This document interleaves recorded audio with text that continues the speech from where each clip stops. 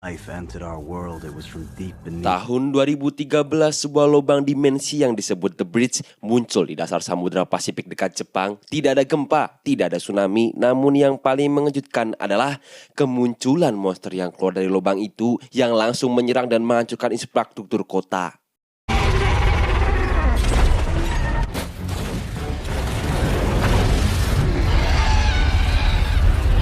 Serangan demi serangan monster menghancurkan kota-kota. Seringnya kemunculan monster-monster dari lubang The Bridge membuat alat-alat senjata modern pencapaian umat manusia selama ini tidak mampu menghadapi monster-monster yang terus berevolusi. Selama 7 tahun umat manusia diambang kepunahan hingga lahirlah sebuah program baru sebagai bentuk perlawanan umat manusia, yaitu menciptakan robot raksasa dengan teknologi canggih yang disebut Jiger. Meski awalnya ada kekurangan, para ilmuwan mampu menyempurnakannya dengan menciptakan teknologi yang disebut The Drift. Akhirnya Jiger membawa kembali harapan baru umat manusia. So Jaeger pilots turned into rock stars. Dan kini tahun 2020, kisah akan berfokus kepada Yanchi dan Beckett, pasangan adik dan kakak yang dulunya bukan siapa-siapa, hingga akhirnya program Jiger merekrut mereka. Tidak semua orang bisa menjadi pilot Jiger karena calon pilot akan melalui serangkaian tes yang rumit, dan yang paling rumit adalah mencocokkan saraf antar sesama pilot. Hal itu dibutuhkan agar pergerakan Jiger bisa berjalan kompak dan selaras. Securing the comm pod, getting ready to drop. Dan kali ini Yanchi dan Beckett sedang menuju ke lubang The Bridge karena radar menangkap ada tanda-tanda pergerakan kaiju yang keluar dari lubang itu. Namun, di tengah perjalanan mereka menemukan sebuah kapal nelayan yang terjebak dalam badai yang meski pusat sudah menyuruh mereka untuk mengabaikannya saja demi alasan keamanan, Yanchi dan Beckett tetap menyelamatkan para nelayan tepat saat kaiju sedang mendekat sehingga Ship secure. Locked. ya, muncul serangan kaiju kategori 3 secara mendadak, di mana itu adalah pertama kalinya mereka menghadapi kaiju dengan kategori 3 yang memang baru pertama kali muncul ke permukaan. Tak disangka, monster dengan kategori 3 ini ternyata lebih kuat dari yang berhasil mereka kalahkan, di mana monster yang disebut kaiju dalam bahasa Jepang itu berhasil menghancurkan lengan Jiger dengan sangat mudah yang membuat Yanchi harus tewas saat itu juga.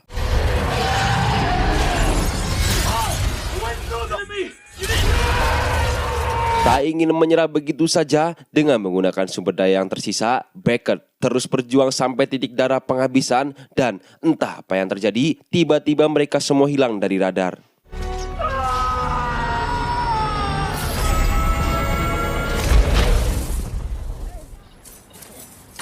Besoknya, Beckett terdampar di tepi pantai Atlantis dan ditemukan oleh seorang ayah dan anak yang sedang mencari rongsok. Sejak saat itu, Beckett memutuskan karirnya dari pilot Jiger.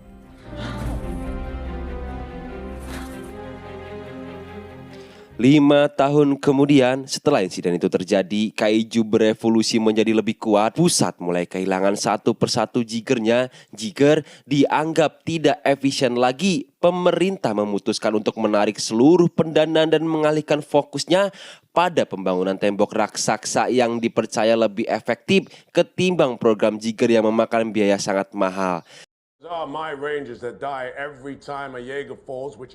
Sehingga Marshall selagi komandan pemimpin program Jiger hanya diberi waktu hingga pembangunan tembok itu selesai, dan pemerintah tetap akan mendanainya selama itu juga. Komandan menyadari pembangunan tembok raksasa tidak akan pernah berhasil untuk menghentikan amukan monster kaiju, sehingga langkah pertama komandan mendatangi Beckett yang kini hanya bekerja sebagai tukang las besi di proyek tembok raksasa milik pemerintah. Awalnya Beckett sempat menolaknya karena masih trauma dengan insiden 5 tahun lalu, namun melihat situasi dunia yang semakin kacau dan sedikit kata-kata motivasi dari komandan, akhirnya ia pun kembali. Dan inilah markas Jiger yang disebut Shatterdome, tempat di mana para Jiger yang rusak akan diperbaiki dan terus diperbarui. Kekalahan telak dari Kaiju membuat Komandan Marshall banyak kehilangan pilotnya dan Jigernya, dan kini hanya tersisa 4 saja, di mana diantaranya ada Crimson Typhon dikendalikan 3 bersaudara kembar dari Cina, Serno Alpha dikendalikan sepasang kekasih dari Rusia, Striker Uraika dikendalikan ayah dan anaknya dari Inggris, dan Mark 3 yang masih dalam perbaikan yang akan dikendalikan oleh Beckett sendiri.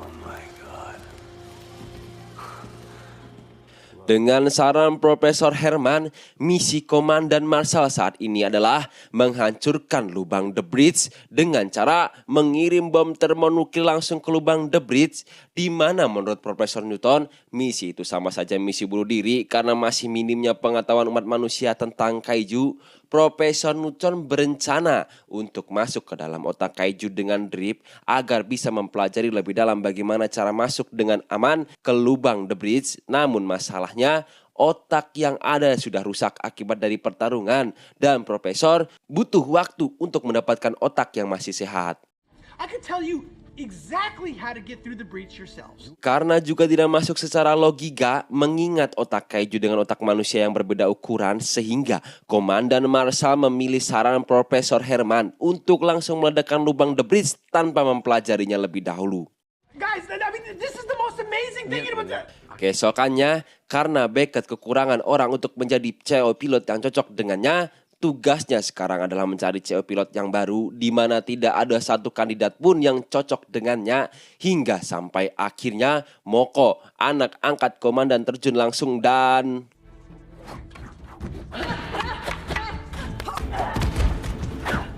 Ya, untuk kedua kalinya Beckett merasa cocok dan Moko pun merasakan perasaan yang sama. Tanpa pikir panjang, Beckett meminta Moko sebagai CEO-nya. I made my decision. Report to the Shatterdome in 2 hours. Find out who your Sementara itu, di sisi lain, Dr. Newton diam-diam sudah melakukan eksperimen nekat dengan menyatukan otaknya sendiri dengan otak Kaiju.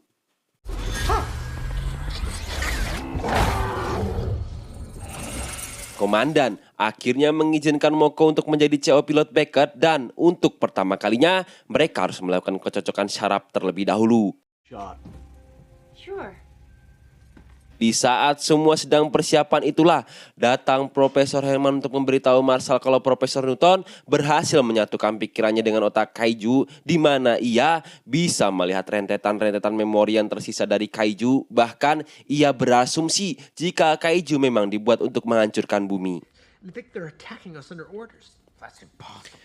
Komandan Marshall ingin Profesor Newton melakukan drip sekali lagi, namun masalahnya otak Kaiju yang disediakan cacat karena peperangan. Informasi yang didapatkan pun masih samar-samar, namun Komandan tahu dan memberikan alamat tempat di mana Profesor bisa mendapatkan otak Kaiju yang diinginkan. Tepat saat Komandan kembali, benar yang dikhawatirkan Komandan Marshall, Moko belum siap secara mental karena penyatuan saraf akan mengingatkan trauma masa lalu, sehingga Moko terjebak di trauma masa lalunya yang hampir menghancurkan markas.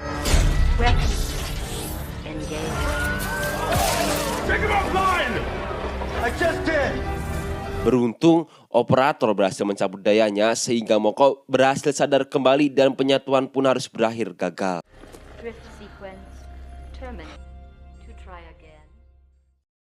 Akibatnya, Moko dilarang menjadi pilot Jiger yang meski Beckett sudah membujuk Marshall untuk memberikan satu lagi kesempatan, peraturan tetaplah peraturan.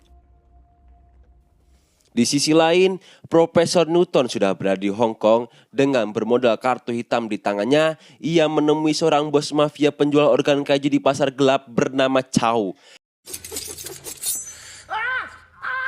Chow sendiri mendapat privilege saat program Jiger sempat kehabisan dana. Komandan Marshall pernah meminjam uang kepadanya sehingga ia memiliki hak khusus kepada bangkai Kaiju yang berhasil dibunuh untuk dijual organ-organnya di pasar gelap.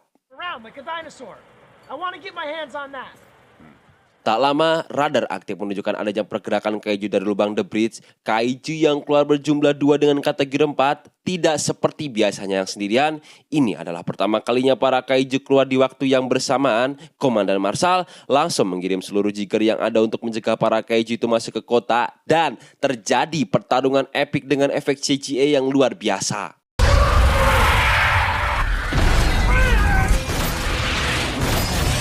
Namun, sepertinya para kaiju dengan kategori 34 ini begitu kuat sampai jika dari Cina dan Rusia dibuat luluh lantak olehnya.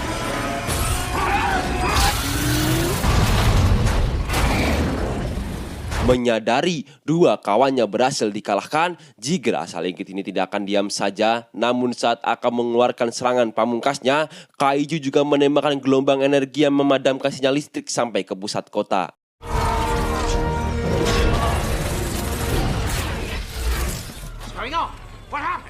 Faktanya, kemunculan kaiju saat ini sedang memburu Profesor Newton entah untuk apa, tapi kemungkinan ada kaitannya dengan profesor yang berhasil masuk kota kaiju. Karena Jiger yang dipiloti ayah dan anak ini menggunakan sumber daya online dari pusat, sehingga ketika kaiju berhasil mengganggu sumber dayanya, tidak ada pilihan lain selain pasrah. Namun, ketika kaiju akan berbuat lebih, tiba-tiba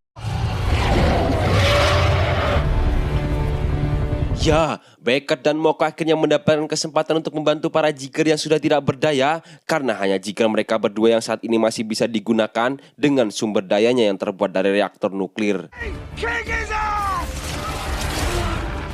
Dan mereka berhasil membuktikan sinkronisasi yang sempurna.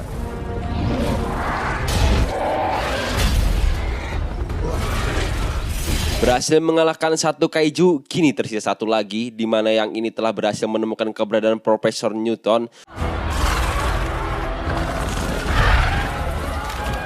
Dengan menenteng satu kapal pesiar, Beckett dan Moko melakukan gerakan serentak dan tiba-tiba peperangan pun pecah. Monster itu bisa memuntahkan asam korosif yang bisa meluluhkan baja. Beckett dan Moko berjuang mati-matian menggunakan setiap energi yang tersisa.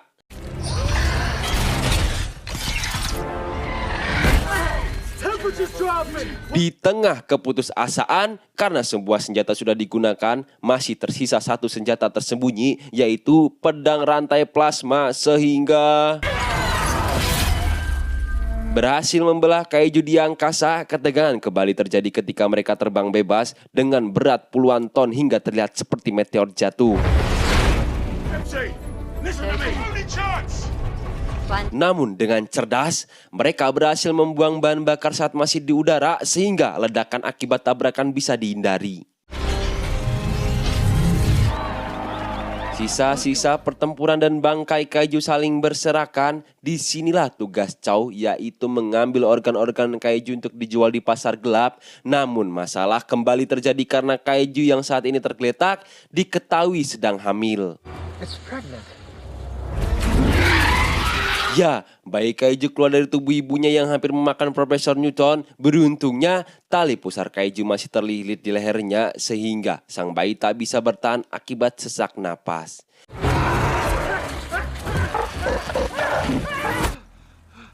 Dengan sikap arogannya, si Chow mendekati bayi kaiju dan sok berlaga semena-mena hingga akhirnya ya, si Chow akhirnya mati dimakan bayi kaiju bersama dengan sang bayi yang tiba-tiba mati beneran entah karena apa. Sementara itu, selesai mengalahkan dua kaiju di kota, Komandan Marshall mengumumkan untuk jangan bersenang-senang dulu dan menghormati pilot-pilot Jiger yang telah gugur. Lebih baik bersiap, karena misi yang sesungguhnya baru akan dimulai. Dan tepat di saat bersamaan, monitor kembali menangkap pergerakan di lubang The Bridge, yaitu kemunculan dua kaiju dengan kategori 4. Namun, akibat pertarungan bersama kaiju membuat tangan pilot Jiger Uraika cedera, sehingga dalam hal ini mereka kekurangan pilot. Dan untuk menggantikan pilot yang cedera, Komandan Marshall bersedia terjun langsung untuk membawa inti nuklir ke lubang The Bridge. Diketahui dulunya Komandan Marshall adalah pilot yang tangguh dan dia satu-satunya orang yang bisa mengendalikan Jiger seorang diri tanpa bantuan Chow pilot. Namun akibat dampak radiasi dari Jiger yang ia tanggung sendiri mempengaruhi kesehatannya hingga ia dilarang lagi untuk menunggangi Jiger. Bagi Komandan, penyatuan pikiran akan sangat mudah baginya karena ia tidak punya kenangan, tidak punya rasa takut, apalagi jabatan. Hidupnya benar-benar didedikasikan hanya untuk melindungi bumi dari serangan. We jump! It's 3,000 meters to the bridge!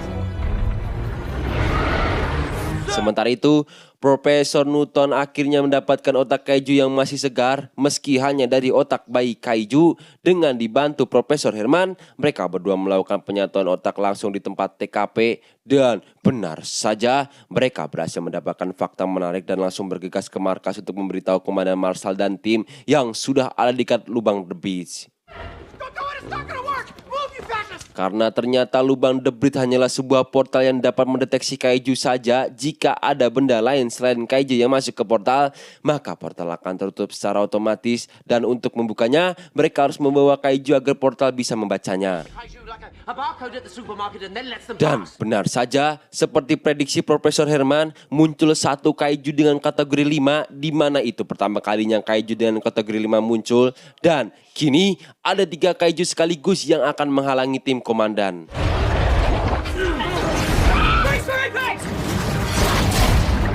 Ya, belum apa-apa Jigger yang dikendalikan Beckett dan Moko sudah kehilangan lengannya. Namun mereka berdua masih bisa menggunakan satu tangannya untuk melumpuhkan satu kaiju. Dan datang satu serangan lagi dari arah jam 12 sehingga... Sementara itu, Jigger yang dikendalikan komandan berhasil melukai kaiju dengan sangat parah. Namun juga mengakibatkan kerusakan sistem yang fatal pada Jigger yang mereka kendalikan. Kaiju yang kesakitan mengeluarkan gelombang ultrasonik yang bisa memanggil kawanannya sehingga komandan dan CO-nya berdiat mengorbankan diri mereka dengan meledakkan Jigger mereka berserta bom nuklir yang mereka bawa sehingga dengan fakta mesin Jigger yang dikendari Beckett dan Moko ditenagai dengan 2 inti nuklir, mereka berniat meledakkan Jigger mereka juga di lubang The Breach dengan jatuh bersama dengan kaiju kategori 5 agar portal dimensi bisa mendeteksinya.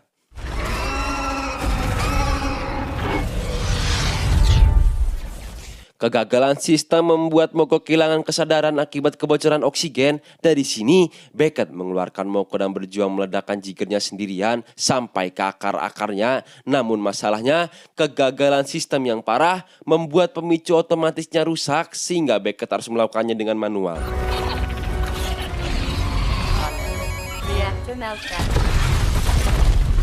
Ledakan nuklir itu bukan cuma menghancurkan robotnya, tapi juga meruntuhkan seluruh dimensi portal The Breach yang selama bertahun-tahun menghantui dunia, akhirnya runtuh selamanya. Moko muncul ke permukaan dengan napas terengah-engah, disusul dengan kapsul kedua berisi Beckett. Sempat panik karena dikira Beckett sudah mati, Beckett kembali sadar dan mereka berhasil menyelamatkan dunia dari kehancuran.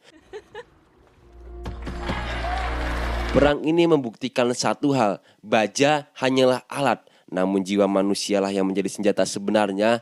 Celah dimensi itu mungkin telah tertutup, tapi keberanian mereka yang gugur akan selalu menjadi legenda. Stop the clock!